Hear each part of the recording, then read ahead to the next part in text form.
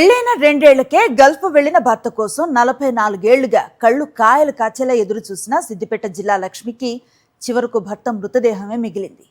Saudi అరేబియాలో అనారోగ్యంతో మృతి చెందిన ఆయన మృతదేహం స్వగ్రామానికి చేరుకుంది. దీంతో లక్ష్మి కన్నీరు మున్నీరుగా విలపించింది. సిద్దిపేట జిల్లా దుబాక మండలం చెల్లాపూర్కు చెందిన బోట్ల చంద్రయ్య లక్ష్మికి పెళ్లైన 2 ఏళ్లకే చంద్రయ్య సౌదీ అరేబియాకు వెళ్లాడు. మొదట్లో అప్పుడప్పుడు సమాచారం వచ్చినా తర్వాత పూర్తిగా నిలిచిపోయింది. ఉత్తరాలు రావటం మానేశాయి. ఫోన్లు లేని ఆ రోజుల్లో భర్త ఆచూకీ కోసం ఆమె ఎంతో తప్పించింది.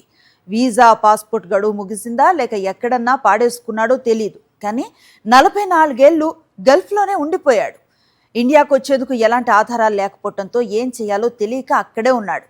అయితే అనారోగ్యంతో 40 రోజుల క్రితం చంద్రయ్య మృతి చెందాడు.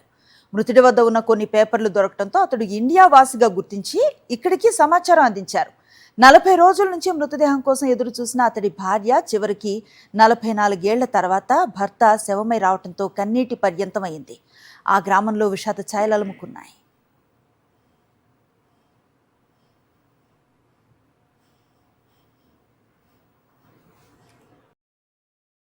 మరిన్ని అప్డేట్స్ కోసం ఛానల్ ను సబ్స్క్రైబ్ చేయండి. నోటిఫికేషన్స్ కోసం బెల్ ఐకాన్ పై క్లిక్ చేయండి.